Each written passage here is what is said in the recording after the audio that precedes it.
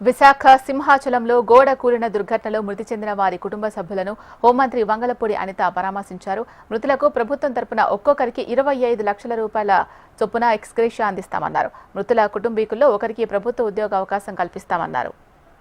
ఈ దుర్ఘటనపై ముఖ్యమంత్రి చంద్రబాబు నాయుడు త్రిసభ్య కమిటీ ఏర్పాటు చేసిన విషయాన్ని గుర్తు చేశారు. తప్పు చేసిన వారిపై ప్రభుత్వం కఠినంగా చర్యలు తీసుకుంటుంది అన్నారు. గోడ కూలిన ఘటనను రాజకీయం చేయొద్దని ప్రతిపక్షాలకు మంత్రి అనిత విజ్ఞప్తి చేశారు.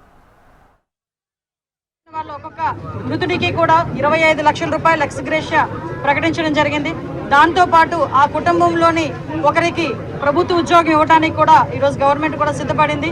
అదేవిధంగా ఎవరైతే కొంతమంది చెప్పున్నారండి ఇక్కడికి వచ్చిన తర్వాత, ఇప్పుడు ఈ అమ్మాయి ఉంది, ఈ అమ్మాయి వాళ్ళ అన్న వదిన ఇద్దరు చనిపోయారు. అమ్మ నాన్న ఇద్దరు కూడా కూలి పని చేసుకుని బతికిన వాళ్ళు. ఈమెకి కూడా భర్త చనిపోయారు. ఈమెకి 2 పిల్లలు. ఆ పిల్లలిద్దరినీ కూడా పాపం వాళ్ళిద్దరు కూడా పోషించేవారు. నా పిల్లలకి దిక్కు లేకుండా అయిపోయింది అంటే గవర్నమెంట్ తరపు నుంచి ఆ పిల్లలిద్దరినీ కూడా చదివించే బాధ్యత కూడా మేము తీసుకోవడానికి మేము సిద్ధపడ్డాం. అంటే ఈ రోజు కుటుంబాలకి మేము తిరిగి వాళ్ళ ప్రాణాలు ఇటు పరిస్థితులను మేము తిరిగి ఎవరూ తీసుకెళ్ళాం. కానీ వాళ్ళకి భరోసాగా నిల్చోవాలనే ఉద్దేశంతో చాలా మందికి ఇప్పుడు 25 లక్షల రూపాయల ఎక్స్‌గ్రేషియా కూడా గవర్నమెంట్ నుంచి ఈ రోజే తీసుకొచ్చి మేము ఇచ్చేవాళ్ళమే.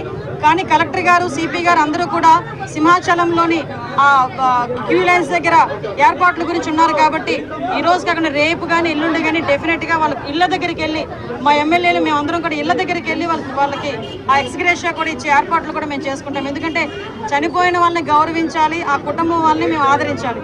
ఈ రెండింటికి కూడా ఎన్డీఏ గవర్నమెంట్ సిద్ధపడి ఉంది, కట్టుబడి ఉంది, చిత్తశుద్ధితో ఉంది.